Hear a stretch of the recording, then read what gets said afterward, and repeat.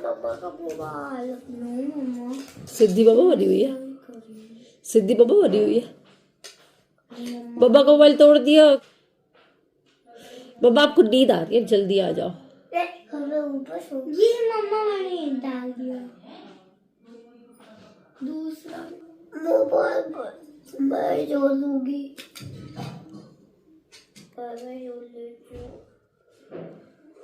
लड्डू सो जाओ देवी, कल पेपर है। आज हम चूल्हा में बना रहे हैं खाना। हम नहीं बना रही है, हमारे रुपैया बेगम। हेलो एवरीवन, कैसे हैं आप लोग? आई होप आप सब लोग बहुत अच्छे होंगे। तो जैसा आप देख रहे हो, फाइनली आज हम चूल्हा तो बना चुके थे 2-3 दिन पहले, लेकिन आज हम बना रहे हैं चूल्हे में खाना। चूल्हे की गर्मा गर्म रोटियां खाएंगे। तो वैसे बताऊं, मैं किचन में बन गई है हमारी पालक की सब्ज़ी और ग्रेवी वाली पालक पनीर की सब्ज़ी। और फिर हमने सोचा यहाँ पर, और दाल भी बना ली है, जो मिक्स वाली दाल होती है 5 तरह की, उसको उबाल लिया है। क्योंकि यहाँ पर अगर हम कुकर में दाल को उबालते, कुकर पूरा ख़राब ही हो जाता। फिर हमने सोचा चलो यहाँ पर बढ़िया दाल को फ्राई करेंगे और भरता बनाएंगे। क्यों? अच्छा ठीक है, आपका नहीं ले रहा, आपका हाथ दिखेगा, ठीक है। पता तो लगे मेरे ऊपर दीदी चूल्हा में वही बना सकती है, उन मजा भी आ रहा हूँ। 10 बेर खोदे आने आया आगे का। हाँ 10 बार हुए टॉर्चर तो करना ही पड़ेगा। कितना कठिन रहा होगा यार। पहले मम्मी बताती है ना, मम्मी बोलती प्रेग्नेंट, मतलब हम लोग जैसे पेट में थे, चूल्हे में धू करते भी जाते थे और उल्टी भी आती थी, करते भी जाते थे। अरे भैया हमारे साथ भी ऐसा ही हुआ है। हमारा लड़का पेट में आया जब चूल्हे से खाना बनाती थी हम गाँव में, तो भाई अरे बहुत भयंकर धुआं आ रहा है यार, इसलिए तो साइड तो धुआं लगेगा दीदी।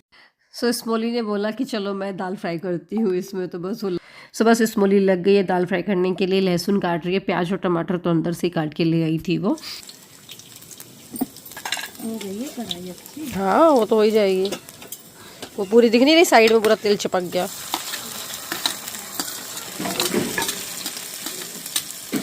अजवाइन नमक डाल दिया था आटे में। सो हमने सोचा था ठंड तो हो ही रही है, अजवाइन नमक की रोटियां बनाएंगे, बट दीदी रूपा दी ने आटा गूंथा था तो वो भूल गई थी। तो फिर हमने बोला चलो कोई नहीं, बाद में उसमें ना अजवाइन और नमक ऊपर से डाल करके और उसको एक सा कर लेंगे। बस इसके बाद यहाँ पर आलू और बैगन और टमाटर भून चुके थे। एक एक करके मैं उनको निकाल रही थी। ऊपर ना मम्मी थी, तो वो बोल रही थी बन गया खाना, मैं आ रही। तो बोला हाँ हाँ आ जाओ, चूल्हे का खाना आपको खिला रहे हैं करके। इधर आ जाओ बेटी, देखो चूल्हे में खाना बन रही है। क्या बन के आई हो आप? सीधे काम करोगे, फोन ले होगी मेरा। लो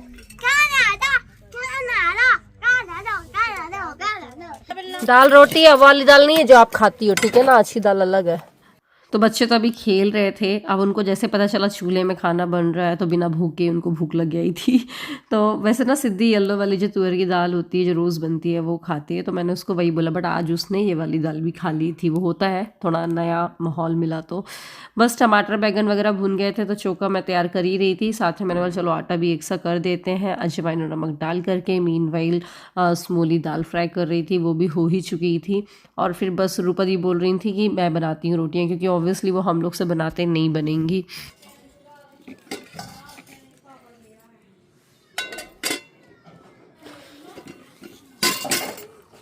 मैं तो यही सोच रही थी कि पहले के ज़माने में कितना टफ रहा होगा, मतलब चूल्हे पे खाना बनाना, खाना बनाते बनाते ही थक जाओ और फिर कितना ज़्यादा काम बढ़ जाता होगा ना, लकड़ियों को लाओ जलाओ। आज भी कई घरों में बनता है। हमारी रूपा दीदी रोटी बनाते हुए ये बन गया चोखा, साथ में पालक पनीर की सब्जी बनी हुई है। बिल्कुल ना ऐसा फील आ रहा था कि जैसे घर पे नहीं है, कहीं और ही। कब बनेगा खाना? क्या सिद्धि?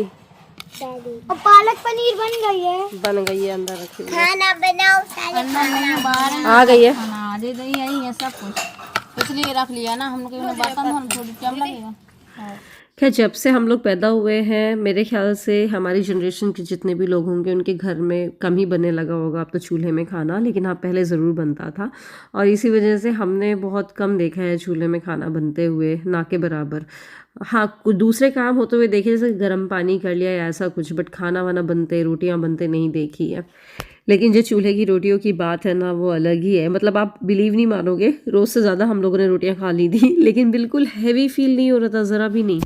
चूल्हा में ना हम खाने बनाने तो बैठे, लेकिन एक गलती हो गई हम लोगों से, वो ये कि आज हम लोग थोड़ा लेट स्टार्ट किया। जैसे कि धूप बहुत ज़्यादा आ गई थी और फिर ये पूरब दिशा है तो इसमें बिल्कुल तेज़ धूप पड़ती है, और जैसे हमने रोटियां बनाना खाना पीना हो ही गया था हमारा, तब वैसे वैसे धूप चली गई थी। अब अगली बार जब भी बदल आएंगे, क्योंकि खजुराहो में ऐसा होता है दिसंबर एंड से लेकर के मिड जनवरी तक की बहुत बादल आ जाते हैं, बारिश होती है और ठंडे रहता है, तो उस टाइम पे हम ज़रूर से हम चूल्हे पे या तो दाल बाटियाँ बनाएंगे या तो रोटियां बनाएंगे, बट ज़रूर से कुछ ना कुछ बनाएंगे।